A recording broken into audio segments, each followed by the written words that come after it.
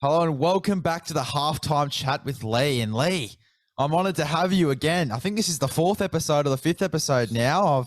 I'll have to send you. I'll have to send you the invoice soon, Big Les. Please don't charge me too much. Don't be too harsh on me. I won't. How have you been? How's the week been? Mate, since I last spoke with you, I've been to Bundaberg, did a clinic there. Excellent place, excellent vibe for rugby league. I then spent a bit of time in my old school. They had something really important going on, so I did 3 days there.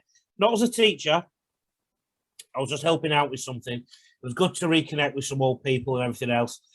Last week, I started just feeling a bit tired and a bit run down, so I basically had a few days to myself and everything. I got right back into it this week. I've got clinics upcoming and whatnot. Big Easter program, and I'm down in Sydney and then Melbourne and the UK.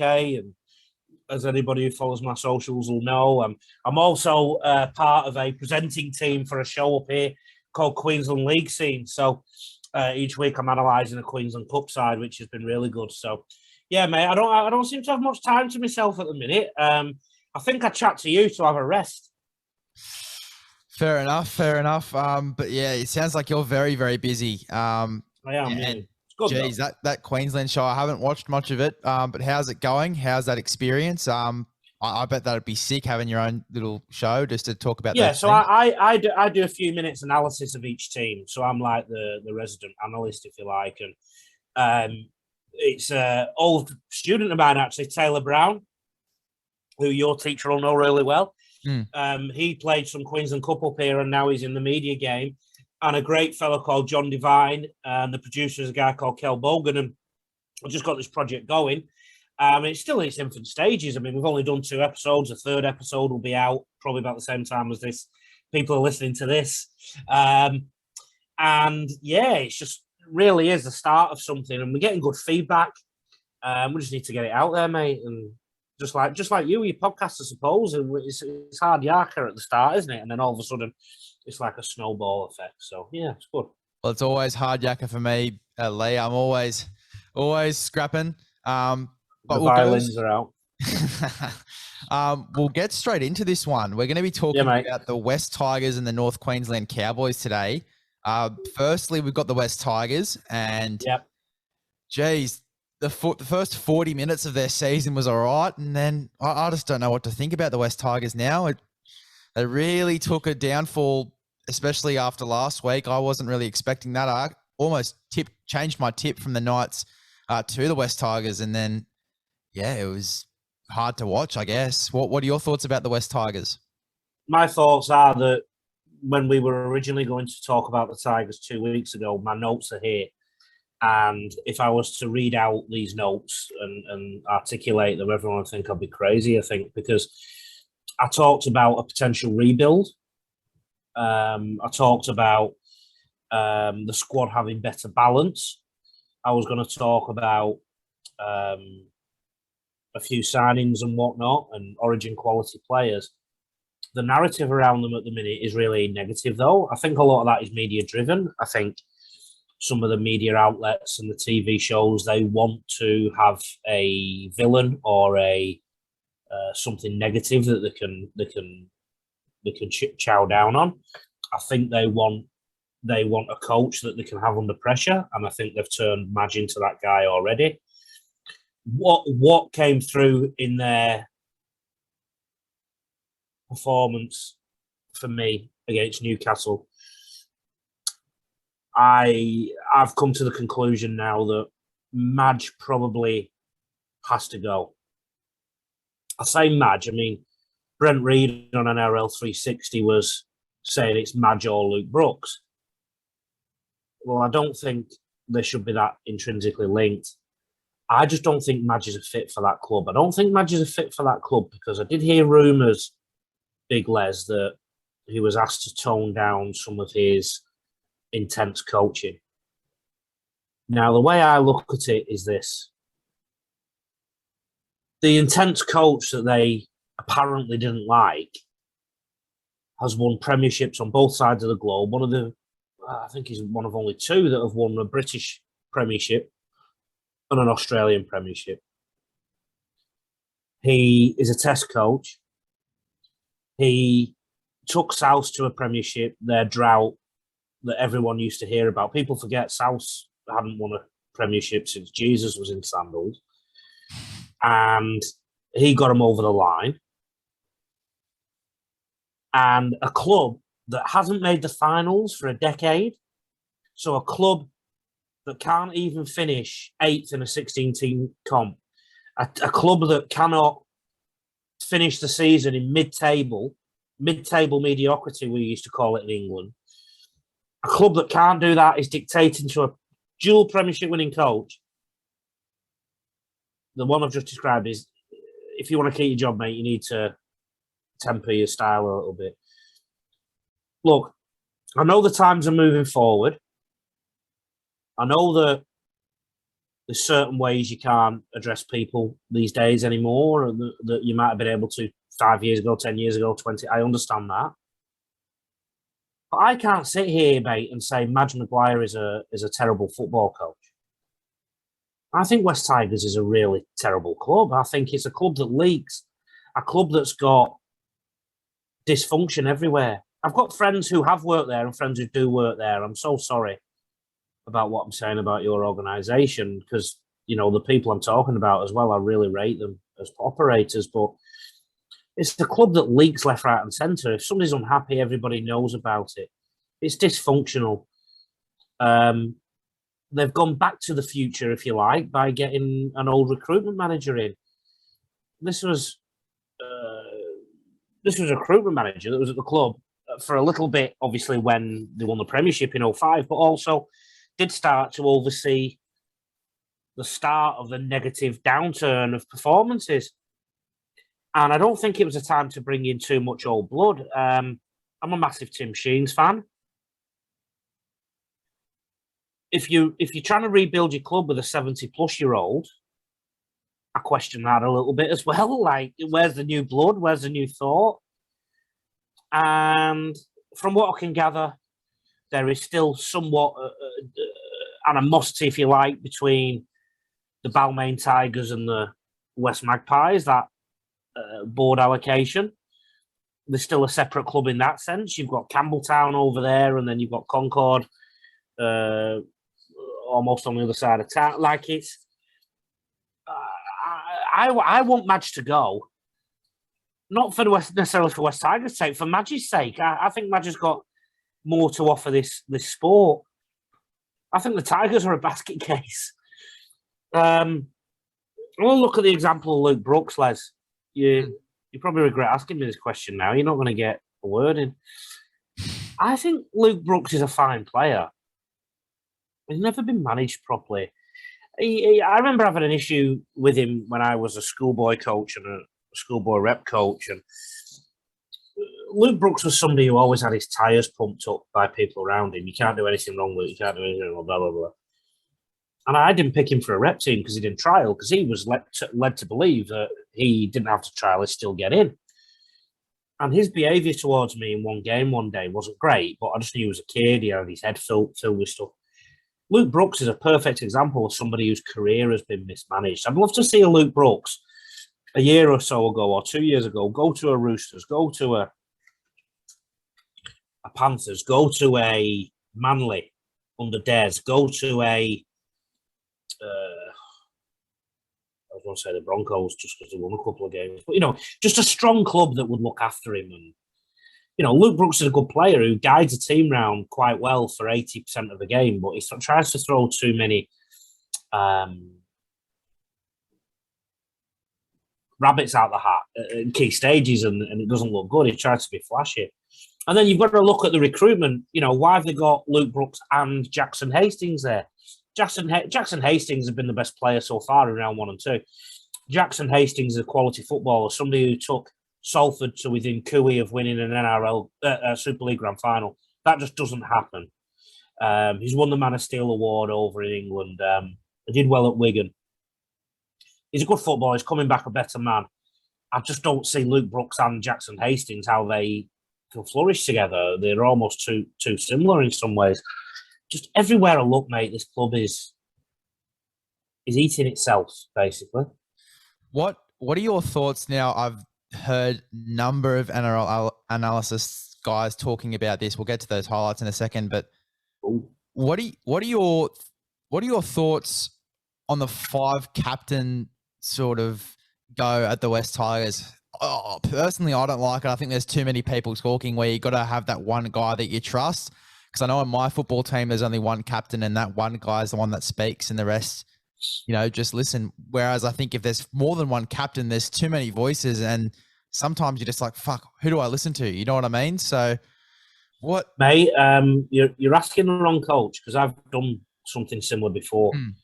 And sometimes I don't even have a captain. I have a saying that the team is the captain. And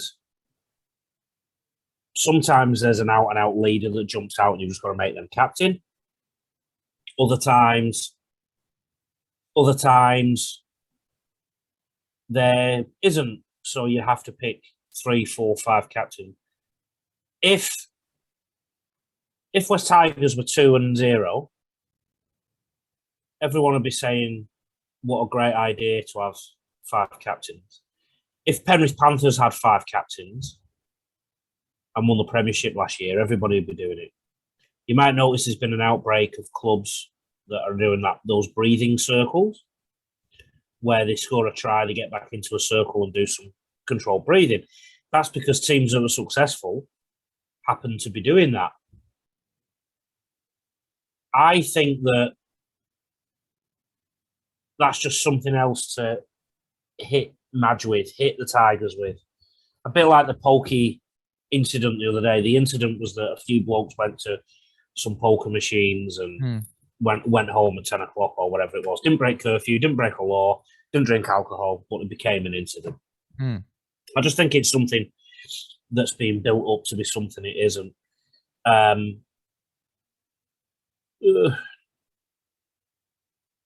I don't think it's the negative people are saying. What it probably does suggest is that there isn't an out-and-out leader at the Tigers. I would imagine, though, that if they gave the captain's armband to Jackson Hastings, he would do a rather good job. That's just my thought.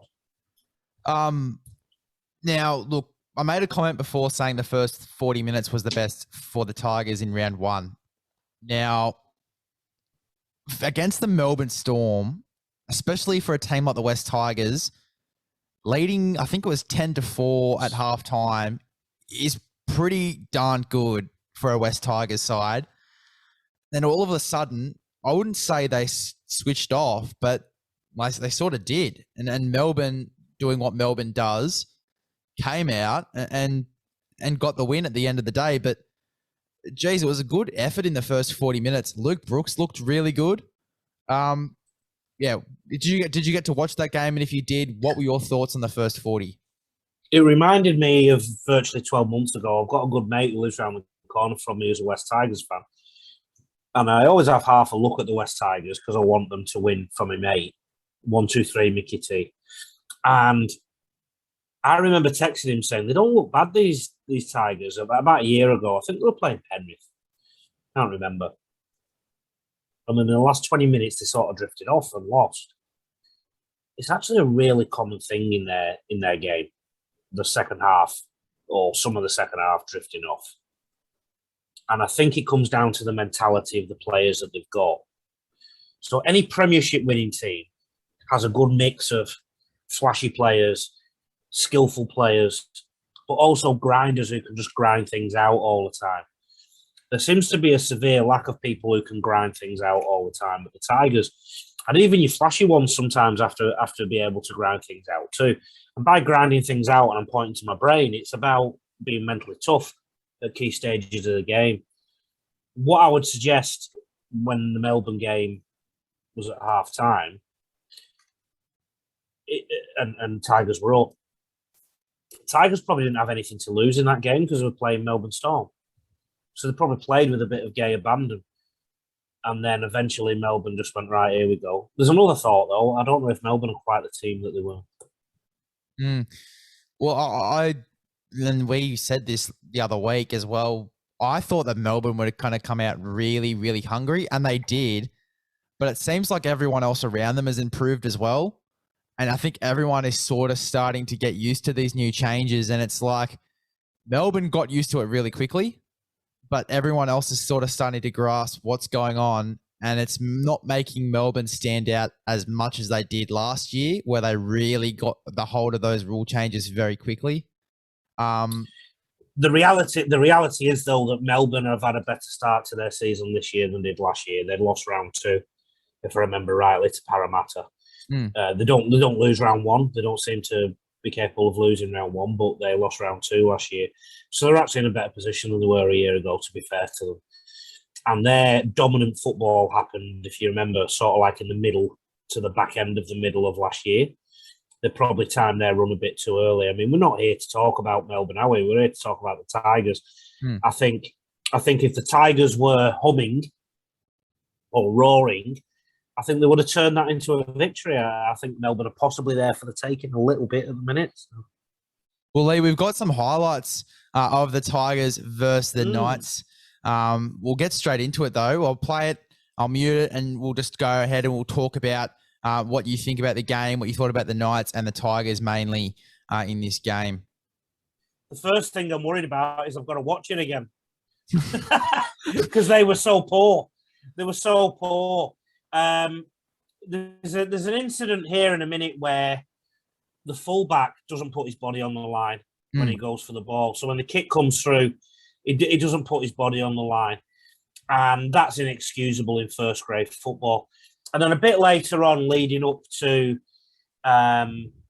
Peachy's send-off, there was some little discipline in the defence that I'd hoped to see. But yeah, I mean, there's no way that should have been a try there. The fullback should have collected it and ran under the opposition sticks and scored a try for West Tigers. I mean, it was perfect. Whoever that fullback is, I've forgotten. He needs to be embarrassed and put himself in reserve grade for not putting his body on the line there. That's the minimum you expect at first grade standard, is your teammate putting the body on the line. There's an incident a bit later on where Peachy ended up doing something silly at the play of the ball. I think it's just indicative of what's going around the heads of some of the players. They're doing their own thing a little bit, walking to the beat of their own drum. This is sloppy here, an attack, and it leads to Dane Gagai running away. I think maybe a few years ago, Dane Gagai might have burned everyone, but he's still playing damn good football. And then now the Tigers are just playing catch-up. Defender jumps out the line here and manages to cling on by the collar. And that's never a good recipe for tackling. He didn't need to jump out the line. If he stayed out the line... Yeah, and this is Peachy's little go there. Yeah. If he'd have stayed in the line, they would have defended that comfortably. Instead, he flew out, did something a bit silly, gets sin binned. Again, this is just people just on their own buzz a little bit at the minute and walking to the beat of their own drum.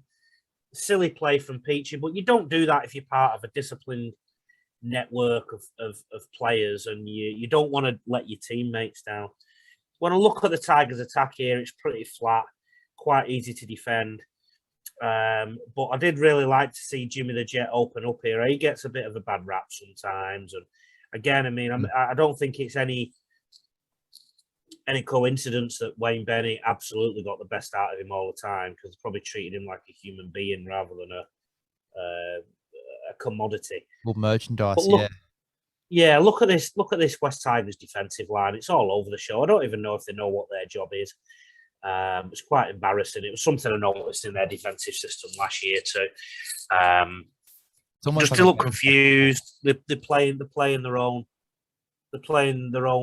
defensive system. When I say their own defensive system, I mean each individual's got their own defensive system. So when I look at it technically, there's no wonder the Tigers got rolled the way they did. Nice of them to score a try, but or did they get that one ruled out? They got that one ruled out. That's unlucky. Another thing. Yeah. I mean, and something was just nearly on there as well. Wow. Yeah. That's it's when you actually look at this in the cold light of day, the Tigers look really poor at times. Yeah, as you mentioned before, the defensive line and just players coming out when they don't need to. This is just a freakish effort there from Gagai. And look, don't get us wrong. There are some pretty decent signs from them as well. Some attacking plays, they look really good, but yeah, it was, as you said, it was a bit flat. And most times, especially in defense. There you go, Mamalo going over there, but I do have a bit of a criticism of Michael Maguire as a coach sometimes. I think his attack can be a bit too structured. I think what he's got is some fine footballers who can look up and play, and I think he should let them loose a bit more, because when they do, they can put on some points. Yeah, for sure. I can agree with that. And there we go. We move on to some of the stats here. We've got the signings.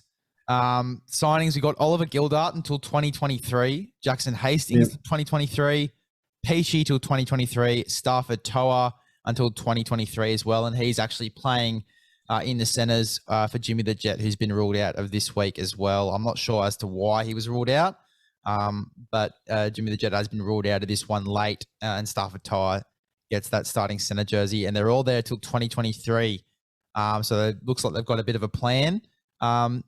Any signings that stand out to you? I know we touched on Jackson Hastings before. I know you're a fan Oliver of Gildart. He comes from good stock. His dad Ian played for Wigan, and Gildart's he's only 25 years old, so he's sort of approaching his peak. I think he'll be a great signing for the Tigers. I do think Tyrone Peachy is a great signing for the Tigers too. A good player who can play everywhere basically, but a very good lock. He was a big part of the Titans, made them do better things, and he's also an Origin quality player, if you ask me. Whether he ever plays Origin or whatever, I don't know, but I did at one point sort of think that this recruitment was good. I still think it's good. I just think they needed to do about 6 more signings, because they've still got too many players who are a bit mentally weak and whatnot. So, mate, that is one of the strongest signing columns that we've seen, isn't it? Like, if you look at the 4 players, they're actually really good. They're good players. They're good signings. Definitely good signings there. And you look at the guys that are walking out of the club here. Michael Cheekham to the Rabbitohs. I thought Cheekham had some really good signs last year. I know he was out for most of it. Yeah. Sorry, you go. I'm not surprised to see a Lalua leave. Just because a player like Lalua is probably a bit too far away from the way that Madge wants to see football played a bit. So that didn't surprise me. Russell Packer was a decent, solid middle. Moses Mbai, skillful player. Whether he's the answer, I don't think it matters that much that he's left. Billy Walters played some decent football, didn't he, in round 1? He looked good. He looked good last round off the bench too. Yeah, look, I don't look at that losses column, with the exception of Cheekham. I don't think there's too much sadness about them going, really. I'm very happy about Cheekham. I'm very happy that South have picked him up. South's proud. Look at decent signings here, as we talked about, and some of the players that just managed to get out of the West Tigers system. We have 8 wins and 16 losses last season, and trust me, that's right. I've looked it up a few times. If they're not careful looking at the draw, they're going to be 0-7 or 0-8 this year. So they've got to be really careful. They've got to get a win this weekend. Yeah, for sure. If I go back to the players, the team that they're versing, they're coming up against the Warriors, so I think they're very capable of getting that one done. But yeah, it's just a matter if they come in and they come prepared. Both sides haven't won a game, so one of them is going to be 0 from 3, and it's about who wants it more, I think. Even just looking at the side, it's pretty similar to last week. Toa's a really prolific try scorer as well. He definitely was for the Knights. He'll be good there in the centres. And then you got Madden as well, who's a really good young gunner. Talked about him when I just started up. Pretty decent team.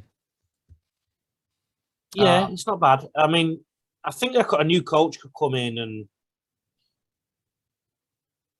and quite like what he's got, particularly if he builds a team around Hastings. And there's a fella called Adam Dewey in that right column who's going to come back around about the middle of the year. He's a great footballer. Yeah, Adam Dewey's going to be a big lift for the West Tigers when he comes back for me. It depends where he plays, though. For me, I'd have him in the 6.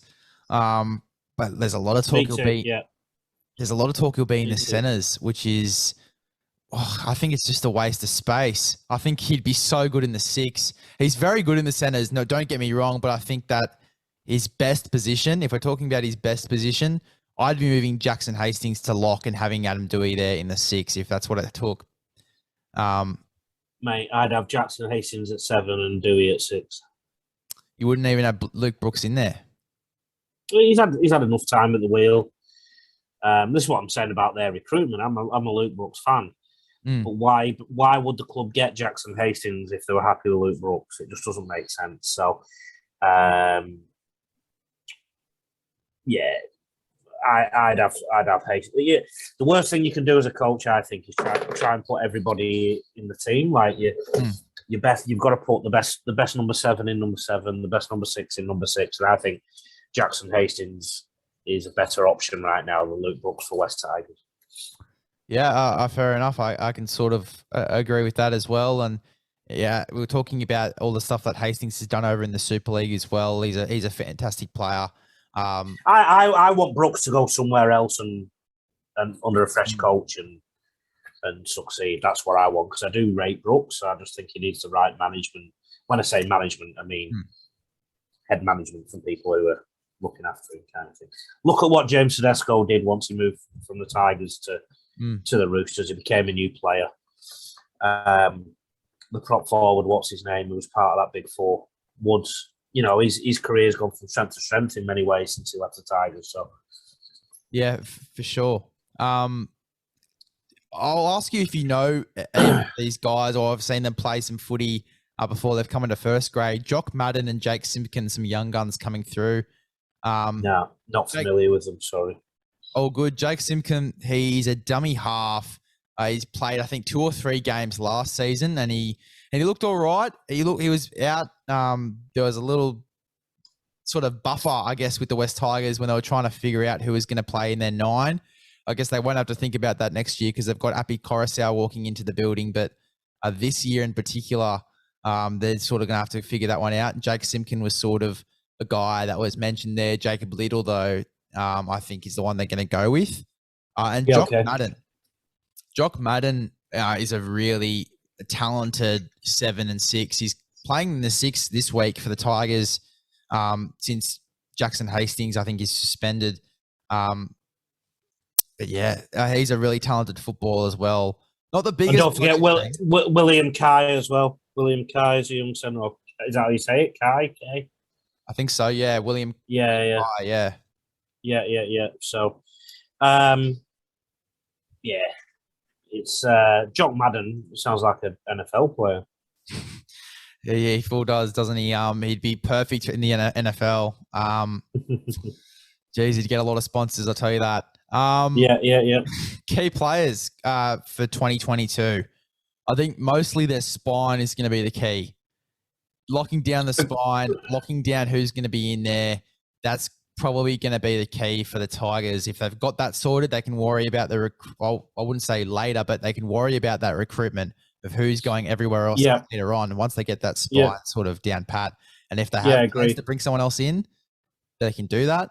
But I think they need to get that spine figured out first. So Hastings, Brooks, Dewey, Peachy, and even James Taumo being the main sort of captain in that side, I think will be the keys for 2022. Anyone else you'd add in there or anything to say about the guys that are already in there?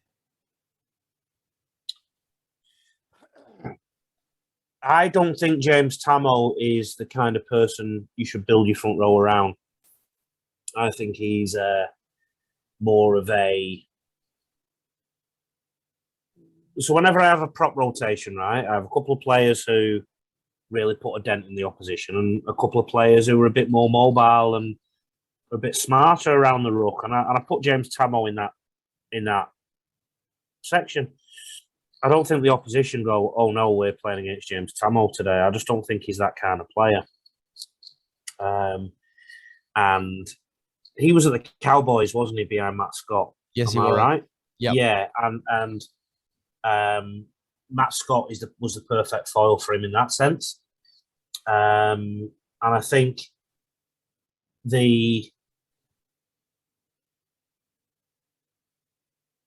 just think he needs somebody else around him. I do rate him as a player. I just don't think he's the enforcer I don't think he's the Glenn Lazarus that's going to get him to a title, put it that way. Yeah, I think he's a decent leader, but he's a decent leader in a top 8 side, I think. I'm not sure he'd be the way to go in a side that's trying to rebuild. I think he's a good player, great bloke. Again, it's just about what's around him, like it's with all this captain sort of dilemma going on at the moment. If you had to pick one player in that side to really steer the ship around, I think I already know who you're going to say, but who would you sort of pick as that one guy to lead the Tigers around as that captain? Told you already. Jackson Hastings. Yeah. I saw what he did to Salford Red Devils. I saw what he did to Wigan. He brought them close to the Premiership as well. He's always been a good footballer. It's just that he had a bust up with Dally Cherry Evans at Dally Cherry Evans' club. So, and the club sided with Daly Cherry Evans. And it all didn't end well for him. So, but now he's back, and I think he's had the perfect second apprenticeship in the Super League. He's been their shining light already, isn't he, Jackson Hastings? The maturity he will have learned in England, being the main hub of Salford Reds and Wigan Warriors. Wigan Warriors is probably a bigger club than West Tigers in the pantheon of the world. Or it certainly was at one point anyway. And Jackson Hastings was their pivot and their leader. So, yeah, for sure. I reckon he's going to be great for the West Tigers, and it'd be very interesting to see how the spine shapes up for them going into the rest of this season. It's going to be very interesting to see where they sort of sit on the ladder. If you had to put them in a sort of column to where they sit at the end of the season, where would you put them? 17th. I think they're going to be worse. I think they're going to be worse than the bottom team. Honestly, I just think there's so much wrong there. I was just really worried about them. We're not including the Dolphins, but yeah, geez, it's going to be a very interesting year for the West Tigers, and hopefully we're wrong. Hopefully they come out and have a really good 2022. And you know, a caveat though. I've not watched the Warriors yet. I've not watched the Warriors yet, and that might be a game to watch this weekend. It might be, and hopefully they do notch up the win. It'd be very entertaining to see them get a win there. I'm pretty sure they're at home too. If I just double check here, I've got some notes from another thing I did, but I'm pretty sure that they are at home. Campbelltown Sports Stadium. Yes, They are at home. It'd be very interesting to see how they go, the West Tigers. But yeah, we'll move on now to the North Queensland Cowboys. And geez, they started off the season way differently to what I thought they would. Geez, if we did this 2 weeks ago, it'd be a totally different analysis for me. But what have you sort of got down for the North Queensland Cowboys? How do you think they've gone in the first 2 rounds? I think Todd Payton is a change agent. I think the club are backing him and want him to change the place. Last year, they had the worst defence in the competition, or at least one of. This year, I think they've already started with the best defence in the competition, I think. If you look at the ladder right now, as we talk, I think they've got the best defensive record. I mean, it's only 2 rounds in, so that doesn't tell you anything. But my point is that they've started the season better. I think the loss to the Bulldogs 6-4 or whatever it was persisting down, wasn't it, with rain? Monsoon-like conditions. If you lose a game 6-4, you can easily win it 6-4. So I reckon they just write that one off. I think the win over the Raiders was huge. You can tell the Raiders are a bit down in the dumps because of the injuries that they've had. And well, they were on to their fourth string halfback too. You remember the Raiders? Yeah. And now they've lost Hodgson as well. And I think, especially early in the year, going up to Townsville, if they can keep this defensive solidity and this tenacity in defence, they're going to win more than they lose in the first quarter or third of the season because of the Townsville humidity. And that's what always made the Cowboys a tough venue to visit, a toughish team in tough conditions. And I think Todd Payton is a change agent. I think that's why we had the Tamalolo saga early last year. Tamalolo still isn't playing all the time, is he? He's still sitting some time on the bench and whatnot. So there's something going on. I think Cowboys are on a rebuild. Their premiership window ended a few years ago, and I think Todd Payton's in the process of rebuilding the joint. And Chad Townsend's given them some direction. I'm a massive fan of Tom Dearden as a player. I don't think he's going to set the world on fire, but he's a very, very good player. He's one of the best schoolboys to come through the system in recent years. I think all the signs are there. I think Val Holmes, he was never going to have a great year last year. He'd been a few years out of the sport, and he needed a year to find his feet again. So things will get better for him. I just think that it was a really good sign that they put the sword through the Raiders the way they did. You know, it's not like they just scraped home. They won by about 20 points, didn't they? So, and it's also good signs that they're defending the football. Like, to keep teams out to one try in each game is a real good sign. I don't think they're going to win the Premiership. I think they might even struggle to get in the 8, but they're going to improve. Cowboys, one of the worst teams in the competition last year. Them, the Broncos, the Bulldogs, they were all trying to outworse each other at times last year until the Broncos broke away a little bit. So, and then the Tigers fell into that and the Knights hovered around it and then got back into the 8. So, I think the Cowboys are going to be on the improve. Oh, that definitely looks like it. The only real concern that I have for the Cowboys, Scott Drinkwater. He's been in the reserves for the past 2 weeks, and he's in the reserves again this week. Now, he was one of their shining lights, really, last season. He was outstanding. For me, he's a fullback. Then again, you got the hammer. He can play 6. You got Tom Dearden, who's in some great form. Chad Townsend. Now, he's a premiership-winning halfback. However, I feel as though that Tom Dearden has sort of stood out more. Has done more. I don't think. Now, this is going to sound really harsh to Chad Townsend, and I mean him no disrespect. But you could almost sub in Scott Drinkwater there into the 7, and it wouldn't really make a huge difference. It wouldn't have a huge impact. But yeah, I just feel like it's very strange that Drinkwater is in the reserves there. It's not a player that I'd be keeping in my reserves, and if he's continuously there, then you could almost see him leaving. There was news that he would go off to the Knights. There was rumors that what you're talking about is just natural competition for places, and I think that can only help Drinkwater, Dearden, and Chad Townsend. I think Chad Townsend, by virtue of him coming across, changing clubs, I think he's probably got a bit of a mortgage on one jersey.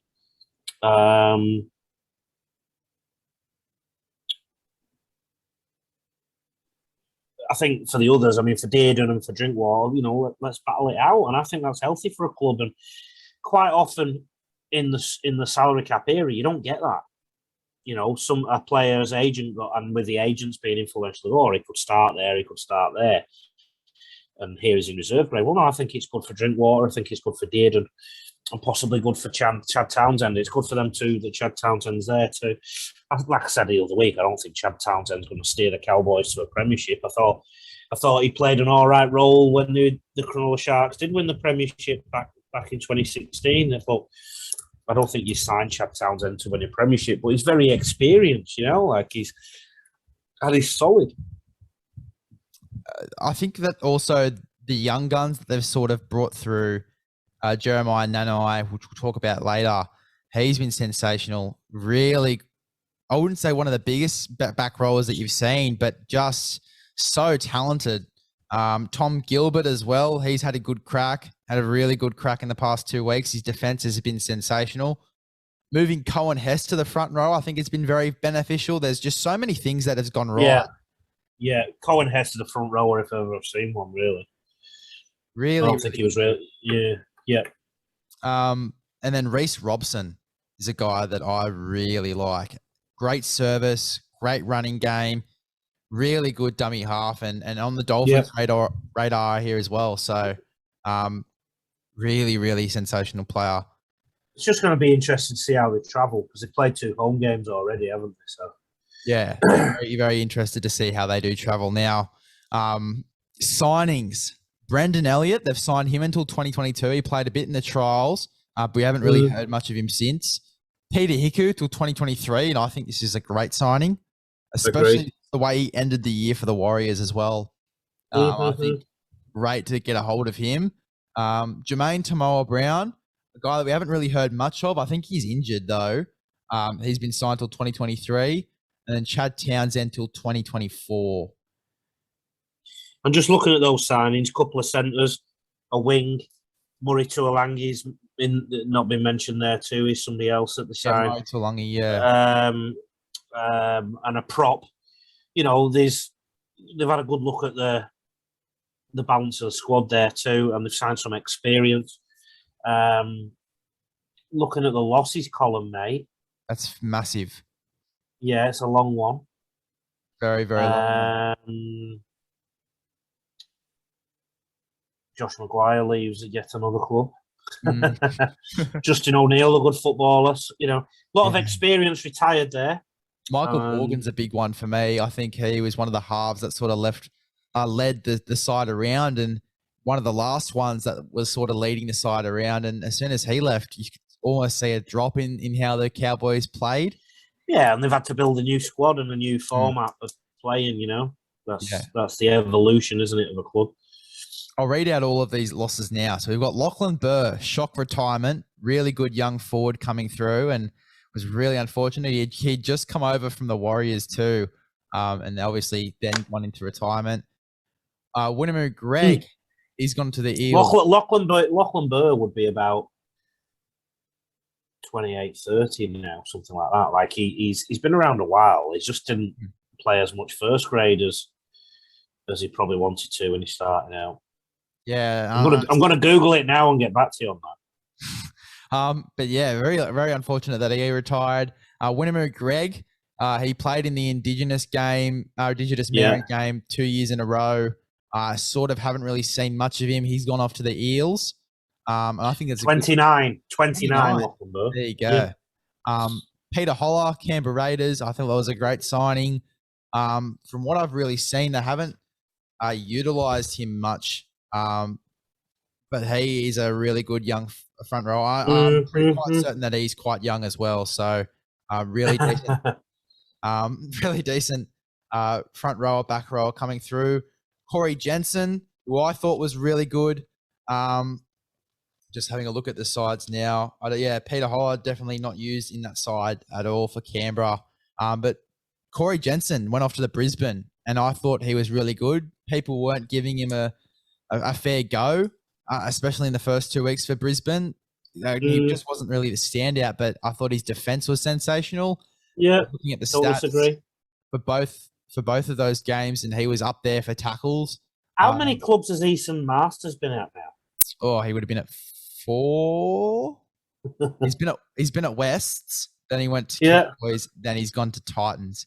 But yeah, he's at the Titans now.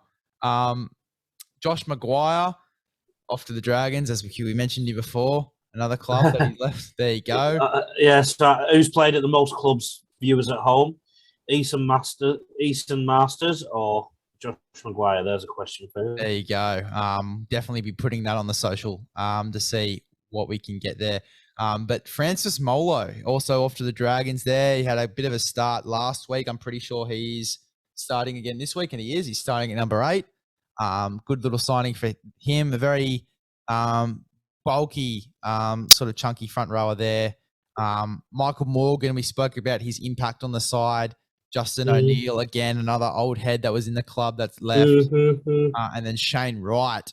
I'm pretty sure he would have been in his mid-20s, but he's gone to the Salford Red Devils. He's a back rower. He's gone to the retirement home of Super League. I'll take your word for it, Lee. I'll take your word for it. But yeah, that's a big losses column. That's massive. Yeah, it is. And again, like that's what I'm saying about the coach being a change agent, Todd Payton. It's look at that for a sweeping brush. Yeah, that's massive. Out you go, boys. Find new clubs. It's almost a clean slate. It is almost a clean slate. They're not starting again, but that's what 1, 2, 3, 4, 5, 6, 7, 8, 9, 10 players. 10 out of your starting 30. So there you go. That's a big brush. Young guns coming through. Now there's a few here. I have mentioned Murray Taulagi here, but we've got Colony. I'm shocking with these names. Lemuelu, Griffin Neem, Hamiso Tabiwai-Fado, Murray Taulagi, and Dejan Arce. Do any of these guys sort of stand out to you? I know the Hammer would for sure. Yeah, they do. What stands out to me is that the breeding ground up there is finally getting nurtured in the sense that the Kerwin High School has won, I think, 2 or 3 national titles in the last 4 years, something like that, 5 years. When the national title was, if it wasn't COVID affected, they've been in there or thereabouts, and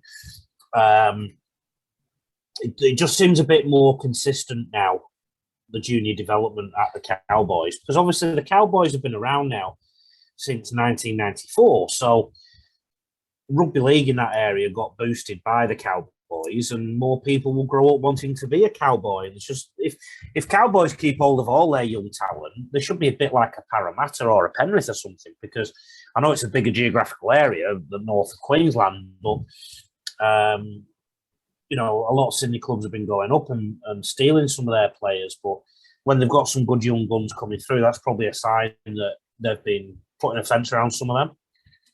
Yeah, for sure. Great signs there for the recruitment and the young guns coming through. And yeah, if they can end up being like a Penrith where they don't really need to go out into the market and sign guys and have that confidence in those young guys to come in and come through and do a good job for them, then it's going to be much easier.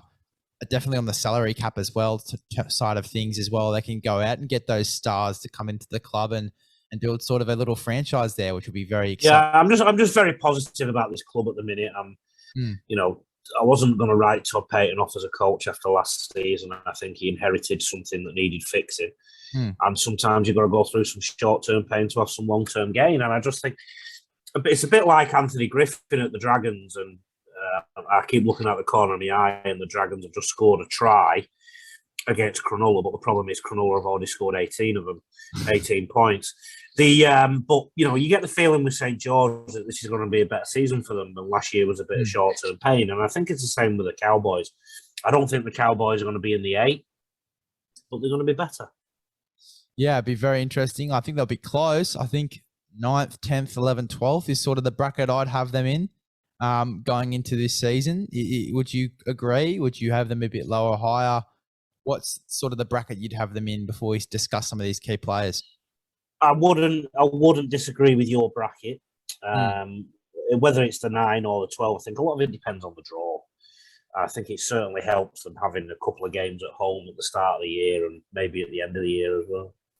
Yeah, definitely boost them, and hopefully they can get a few wins in to start off this season. It'd be great for them and that club. And I honestly can't wait to see the Cowboys, because they're actually really entertaining to watch.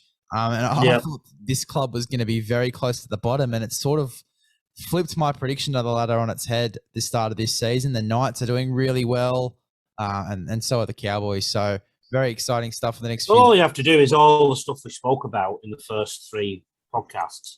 Just delete them. There you go. And then nobody can hold us to account for getting it so wrong. Start again. We'll start fresh. Looking at some of these key players just before we wrap up. Some of the key players here for the Cowboys. We've got Chad Townsend, Hamiso Tabuai-Fidow, Val Holmes, Scott Drinkwater, which are now I'm at 50-50 on since he's been in the reserves. I'd even chuck Tom Dearden in there, even though he's not on the list. Going back to Hamiso, I mean, he sort of came on the scene a bit last year, didn't he? I want to talk about this. I think Tommy Turbo is realising now that once you've had a big year, you've got to add a bit more to your bowl the second year, because every other club will have been looking at Tommy Turbo before they play Manly. I think a lot of clubs are looking at Hamiso Tabuai-Fidow because of his breakout year. And what's going to be key is if he can do that consistently this year. I'm not saying he won't. I'm just saying that, that's going to be key. I agree with you about Val Holmes. I think he's going to kick on this year and become the player again that everybody thought he was before he left. Yeah, I hope he does too. And he's looking really exciting in the centres, and a guy that I thought wasn't a centre. I was very, very confident that he wasn't a centre. I thought he was a winger, but he looks really good there. And some of the ball skills he's taken from fullback, and just he's sort of crafted his game around that, and he's looking good. And I reckon he could even tally up a lot of try assists by the end of the season. He's definitely going to look really good. Yeah. No, I totally agree. Just all positive signs for the Cowboys. Yeah, it's crazy. And going into this podcast, I wouldn't have thought so. 2 weeks ago, I would have had a whole different analysis on this team. But, geez, it's all good signs. Other than that losses column, which is massive. But then again, we got the clean slate. It's really good signs for them. And I know we already touched on this, but my only one concern would be Scott Drinkwater. And for his sake, I hope he does get some starting football. He's such a talented player. I think you're reading too much into it, mate. I think it's just the cut and thrust of having a bit of competition for places, and we don't see it as much these days because of the salary cap and because of agents. Players have agents now, every single one of them, and if they're not getting a game, they talk to that agent, and the agent goes, "This ain't good enough. I'm going to find you another club," rather than the agents, in a lot of cases, saying, "Fight for your place, mate. This will do you good." They just find them another club because they want to get the money. So I think this is great for Scott Drinkwater. I really do. And the pressure he puts on Tom Dearden and, let's say, Chad Townsend, I think that will only make the Cowboys better. Just one last question before we wrap up.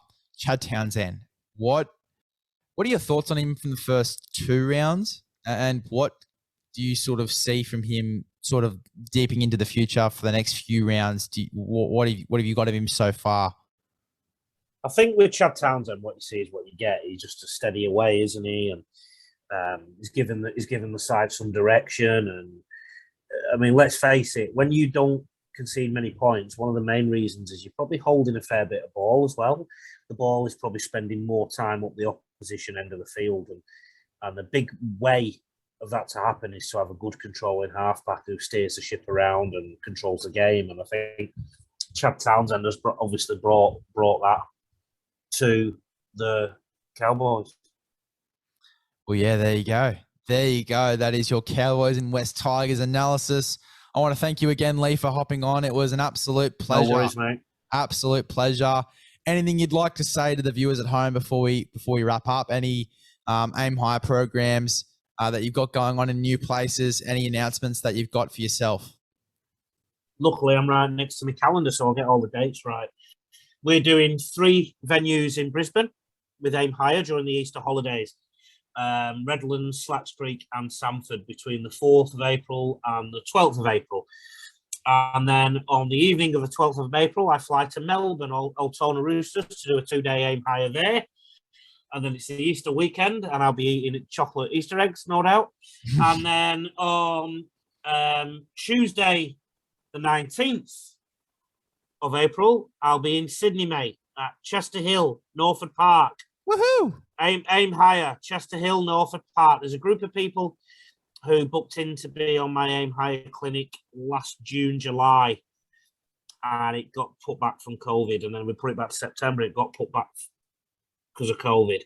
They've stuck loyal, and I'm finally going to get to help them in April, and they can come to that. And there's another shout out I want to do for a gentleman called Raniel Kumar, who is a sports fanatic down in Sydney. He has made a sizable investment into the program, and therefore basically the prices have been halved, so every kid can come for a 3-day program for, I think I'll let you know exactly how much it is now.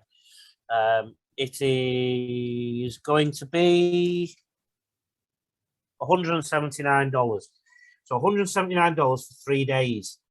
If you have a look at the daycare prices in Sydney, it'd be a lot cheaper than putting your kids in daycare if they are young. But also, if you want to improve your rugby league skills, it's also very cheap. It's basically, what is it? It's not even $60 a day, is it? For 9 till 3 p.m. each day. It's fantastic, and can't wait till you're in Sydney. It's going to be unreal. Thank you again for hopping on, and it's always a pleasure, Lee. We'll see you next week. Likewise. Take care, mate. See ya.